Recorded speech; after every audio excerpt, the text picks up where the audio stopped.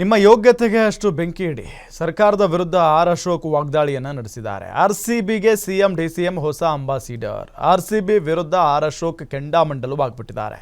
RCB ಅಂದ್ರೆ real culprit of Bengaluru. RCB ಅಂದ್ರೆ real culprit of Bengaluru. R Ashok ವಾಗ್ದಾಳಿಯನ್ನು ನಡೆಸಿದ್ದಾರೆ. ಆರ್ಸಿಬಿಗೆ ಸಿಎಂ ಡಿಸಿಎಂ ಹೊಸ ಅಂಬಾಸಿಡರ್. ಆರ್ಸಿಬಿ ವಿರುದ್ಧ ಆರ್ ಅಶೋಕ್ ಕೆಂಡಾಮಂಡಲವಾಗಿಬಿಟ್ಟಿದ್ದಾರೆ. ಆರ್ಸಿಬಿ ಅಂದ್ರೆ ರಿಯಲ್ ಕಲ್ಫ್ರಿಟ್ ಆಫ್ ಬೆಂಗಳೂರು ಅಂತೆ.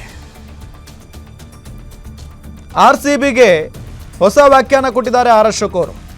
ವಿಧಾನಸೌಧದಲ್ಲಿ ವಿಪಕ್ಷ ನಾಯಕ ಆರ್ ಅಶೋಕ್ ಹೇಳಿಕೆಯನ್ನ ಕೊಟ್ಟಿದ್ದಾರೆ. ನಿಮ್ಮ ಯೋಗ್ಯತೆಗೆ ಅಷ್ಟು ಬೆಂಕಿ ಇಡಿ ಅಂತೆ.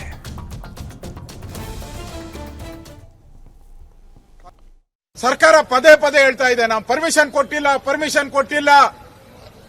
ಕೆಸಿಎ ಸ್ಟೇಡಿಯಂ ಅಲ್ಲಿ ನಾವು ಪರ್ಮಿಷನ್ ಇಲ್ಲ ಅಂತ ಹೇಳ್ತಾ ಇದ್ದಾರೆ. ನಿಮ್ ಯೋಗ್ಯತೆಗೆ ಅಷ್ಟು ಬೆಂಕಿ ಇಟ್ರು ಪರ್ಮಿಷನ್ ಕೊಡಿ. ನಾವು ಈಗ ಯಾವ್ದೋ ಹೋರಾಟಕ್ಕೆ ನಾವು ಪರ್ಮಿಷನ್ ಇಲ್ದಿರ ಬಂದ್ರೆ 100 ಬಸ್ಗಳು ತಂದು ನಿಲ್ಸ್ತೀರಾ? 144 ಸೆಕ್ಷನ್ ಹಾಕ್ತೀರಾ? ಕರ್ಫ್ಯೂ ಹಾಕ್ತೀರಾ? ನೀವು ಪರ್ಮಿಷನ್ ಕೊಟ್ಟಿಲ್ಲ ತಾನೇ? ಕೆಸಿಎ ಹಾಕ್ಬೇಕಾಯ್ತು 144 ಸೆಕ್ಷನ್. ಯಾಕೆ ಮಾಡ್ಲಿಲ್ಲ? ಯಾರು ಹೇಳಿದ್ರು? ಸ್ವತಃ ನಿಮ್ಮ ಉಪಮುಖ್ಯಮಂತ್ರಿ ಹೋಗಿ ಅಲ್ಲಿ ಆರ್ಸಿಬಿ ಬಾವುಟ ಇಟ್ಕೊಂಡು ಏನ್ ತಿರುಗಿಸಿದ್ದೆ ಅದು ಹೇಳಿದ್ರು. ಈಗಾಗಲೇ ಎಲ್ಲ ಮಲ್ಯ ಆ ರಾಯಲ್ ಚಾಲೆಂಜ್ ವಿಸ್ಕಿ ಬಾಟಲ್ಗೆ ಪ್ರಮೋಷನ್ಗೆ ಮಾಡಿದಂತ ಒಂದು ಟೀಮ್ ಇದು. ಹೊಸ ಅಂಬಾಸಿಡರ್ ಡಿಸಿಎಂ ಸಿಎಂ ಈಗ ಹೊಸದಾಗಿ ಉಟ್ಕೊಂಡಿದ್ದಾರೆ ಇವರು ಅಂಬಾಸಿಡರ್ ಆಗಿ. ನಮ್ ಲೀಡರ್ ಹೇಳ್ತಾ ಇದ್ರು, ಮೊದಲ ಆರ್ಸಿಬಿ ಮಲ್ಯದದು ರಾಯಲ್ ಚಾಲೆಂಜ್ ವಿಸ್ಕಿದದು. ಈಗ ರಿಯಲ್, ಆರ್ ಅಂದ್ರೆ ರಿಯಲ್, ಸಿ ಅಂದ್ರೆ ಕಲ್ಪ್ರಿಟ್, ಬಿ ಅಂದ್ರೆ ಆಫ್ ಬೆಂಗಳೂರು.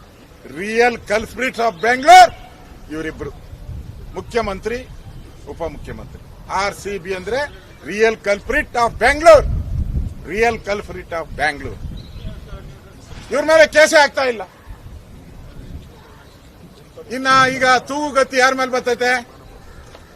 ಕಮಿಷನರ್ ಆಯ್ತು, ಡಿಸಿಪಿ ಆಯ್ತು, ಇನ್ನು ವಿಧಾನಸೌಧ ಕಡೆ ತಿರ್ಕಂತೈತೆ ನೋಡಿ. ನೀವು ಬೇಕಾದ್ರೆ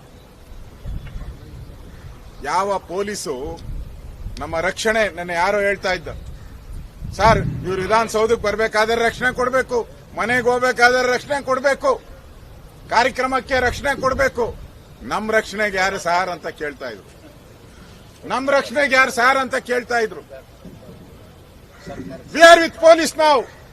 ಈ ಇಶ್ಯೂಗೆ ಸಂಬಂಧಪಟ್ಟಂತೆ, ಈ ವಿಚಾರಕ್ಕೆ ಸಂಬಂಧಪಟ್ಟಂತೆ ನಾವು ನಿಮ್ ಜೊತೆ ಇದ್ದೀವಿ.